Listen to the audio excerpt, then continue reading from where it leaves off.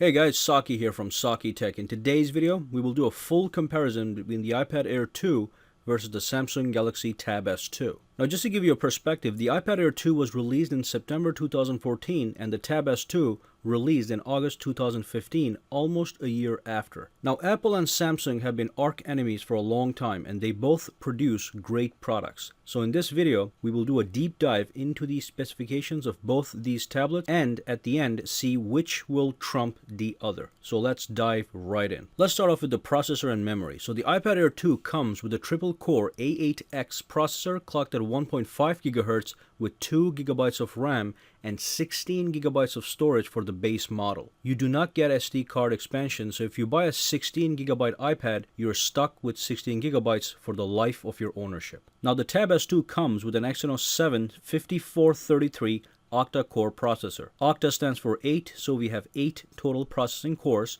We have 4 cores clocked at 1.9 GHz and the other 4 cores clocked at 1.3 GHz, and you get 3 GB of RAM. For the base model of the Tab S2, you get 32 GB of storage. You can also expand your storage using an SD card, and you can expand up to 128 GB of additional storage on top of what you get when you buy the device. So if you're a media hog and love to carry a large volume of movies, music, and pictures on a removable SD card, then the Tab S2 has a clear advantage in storage options. Additionally, you get more internal storage with the base model for the Tab S2 at 32 GB as opposed to 16 GB on the iPad base model. Now as for the processor and memory, we will be doing a benchmark at the end of this video to see which one produces more raw horsepower, so stay tuned to see the winner.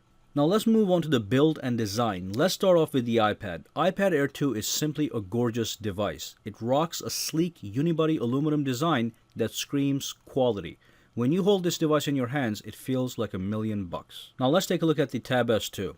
Though not crafted completely out of premium components, the Tab S2 looks just as beautiful as the iPad Air 2. But it certainly does not offer the same $1,000,000 feel you get from the iPad when you hold it, because it actually has a soft touch plastic back cover as opposed to unibody aluminum. Now the fact that the edges that surround the device are metal certainly gives the Tab S2 a solid and premium feel, but not on the same level as the iPad Air 2, which is a full unibody aluminum build. Now another important thing to mention is the grip factor. The Tab S2 certainly offers a much better grip due to its plastic back cover. The sense of security that you get while holding the Tab S2 doesn't carry over to the silky smooth surface of the iPad, which feels like it could simply glide out of your hands onto the floor and shatter to 1,000 pieces. So to conclude, although the iPad wins in overall build quality, the Tab S2 allows for a better grip. As for the aesthetics go, both devices look quite nice. Now in my opinion, the iPad Air looks better, but this is a subjective territory, so you may have a different opinion, and don't hesitate to drop a comment below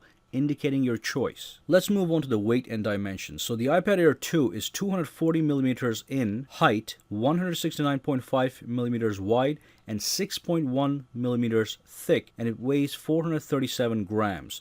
The Tab S2, on the other hand, is 237.3 millimeters in height, 169 millimeters wide, and only 5.6 millimeters in thickness, and it weighs 389 grams. Tab S2 clearly clocks in as the thinner and the lighter tablet, so the win goes to the Tab S2, even though the iPad Air 2 is by no means a heavy tablet. And although the Tab S2 is the clear winner in this category, this shouldn't be a deciding factor in your buying choice, because both tablets are relatively light. So let's move on to the screen size, resolution, and pixels per inches. So what we have here is we have identical twins. We have a 9.7-inch screen on both.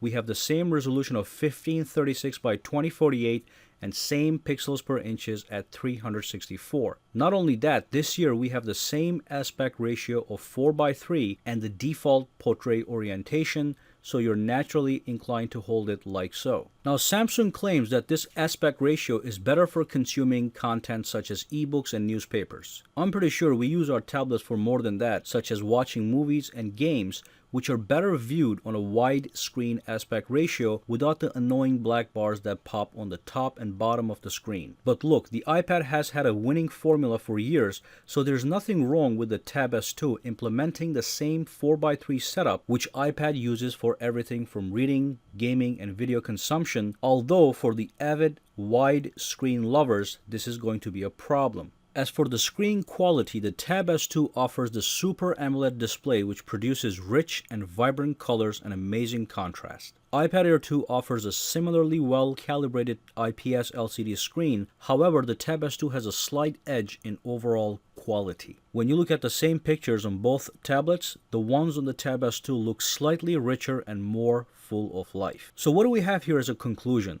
The resolution, aspect ratio, and screen size are all the same, but as we have mentioned, the Tab S2 has a slight lead in screen quality, but the difference isn't great enough to pick an ultimate winner. So this is just another category where both products will offer high-end results for the consumer. So let's move on to something that actually makes a huge difference in buying decision, the software experience. The iPad Air 2 comes with the latest version of iOS, and the Tab S2 comes with the latest version of Android with Samsung's TouchWiz overlay. Largely, the software comparison is all about iOS versus Android with TouchWiz. Let me first talk about what makes Android superior: customization and personalization. So basically, you can take an Android tablet and change the look and feel of the home screens to fully fit your personal sense of style. The biggest feature of all is the use of live widgets, which will feed you up-to-date information right on your home screen at a glance. You can have widgets for weather, stocks, calendars, your bank accounts, your investment portfolio, fancy clocks that just look cool, notes, quotes, picture galleries, and much more. Furthermore, you can customize the individual widgets themselves. You can also change the color of your folders that you create, which you use to organize apps. There's much more, but clearly it's all about customization. iOS, on the other hand, completely lacks in customization department. All you can have is a static lock screen, which when you swipe to unlock, exposes a static home screen, which has app icons and folders. There's no live widgets at all. This also makes iOS an easier to use system.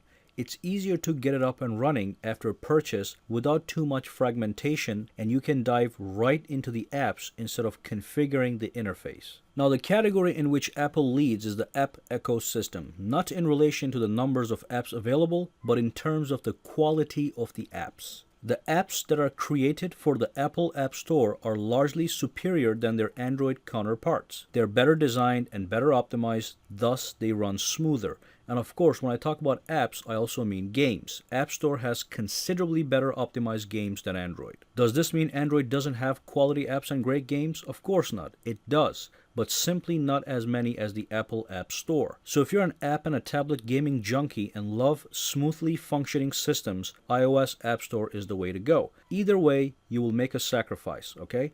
You can either have deep levels of customization or a very rich app store full of quality apps. Now, in terms of just browsing within the operating system, such as launching apps, changing home screens, multitasking, swiping left, swiping right, changing the settings, both iOS and Android are buttery smooth. But Android does occasionally lag, whereas the iOS offers a sort of consistent smoothness the entire time. And finally, we do have split screen multitasking on both the Tab S2 and the iPad Air 2. They run slightly different but get the job done either way. So if you're looking to multitask, you can do it on either one of these guys. Now, Android has been in the multitasking game a little longer, so it does have a better multitasking functionality, but the iPad Air 2 isn't too far behind. And that's it for the software. So let's move on to the camera and the video. So both devices sport a rear camera of 8 megapixel with autofocus, and they both lack flash. On the front of the Tab S2, we have a 2.1 megapixel camera, and on the Air 2, we have a 1.2 megapixel camera. Now, I hardly ever use cameras on a tablet, but if you do care, don't expect anything great. These are just there so you can do a video chat or quickly snap a mediocre shot. But any picture you take certainly doesn't belong in a picture frame. You can also record video in full high definition, which is 1080p if necessary, using both of these tablets. But on the Tab S2, you can also record in QHD. So let's move on to the battery. So the Tab S2 comes with a battery capacity of 5,870 milliamp hours and the iPad Air 2 comes with a battery capacity of 7,340 milliamp hours. Despite the difference in numbers, both these tablets will give you a full day of medium use. Okay, so if you're playing games and videos, your battery is not going to last. It's going to end really, really quick, 4 hours, 5 hours. But if you're just browsing through the website, looking at some apps, maybe play a couple games, watch some videos, listen to music, and do this in a healthy mixture, then the battery is going to last you all day, no problem. Now the Tab S2 has something called the Ultra Power Savings Mode, which if you enable it, it's going to transform your device into a black and white interface, and it's only going to give you access to the most basic functions, such as the calendar, the calculator, the browser, and stuff like that. You're not going to be able to play games or videos, but this is going to allow you to extend your battery life quite a lot, especially if your battery is about to die. So if you're stranded and you do not have access to a charger, the Ultra Power Savings Mode will save your life as long as all you need to do is check your emails, check your calendar, or use the calculator. The iPad Air 2 lacks such a feature. So let's take a look at the fingerprint sensors. Both tablets come with a touch to unlock fingerprint sensor that work flawlessly. Tab S2 has improved their fingerprint sensor from the previous model, which required you to slide your finger over the sensor, which worked with limited success. Now this time around, it works with 99.9% accuracy, just as well as the iPad sensor. So bottom line, both tablets have great fingerprint sensors that simply work, and that's exactly what we want. By the way, with the iPad Air 2, you get 3 options. You can get a space gray, a silver, or a gold version. With the Tab S2, you can get a white, black, or a gold, and both of these tablets start at $499 for the base model. Now the base model for the iPad Air 2 comes with 16 gigs of storage, but the base model for the Tab S2 comes with 32 gigabytes of storage for the same price. And finally, let's do a benchmark of these tablets and see which one produces more raw horsepower. We will be using the Geekbench benchmarking tool, a reliable cross-platform utility to measure the processor and memory performance and analyze the results right after, so let's dive right in. As you can see, we made sure nothing was running in the background, and we launched Geekbench 3 on each one of these guys, and we are running the test. So let's fast forward this to the end and look at the results immediately. Now as you can see, both on the single core score and the multi-core score, the iPad has a lead. Now the multi-core score does not have a huge lead. So the iPad Air clocks at 4,568 and the Samsung Tab S2 clocks at 4,411. But in the single core, the iPad has a significant lead at 1841 versus 1270. And this does tell you that the iPad Air 2 does have more raw horsepower. So let's move on. So what's the conclusion? Which one is right for you? Now the biggest category to look at obviously is the software. Remember, the Tab S2 is great for customization, but the iPad isn't at all. On the other hand, iPad has a better selection of quality apps and games in the App Store compared to the Tab S2. So think about that. Additionally, if you are already invested in the Apple ecosystem, you probably should stick with Apple, especially if you own an iPhone or a MacBook, since they work so well together. But if you do decide to switch, you will be switching to the best Android has to offer, the Tab S2. The same is true if you're switching from a Samsung tablet to Apple.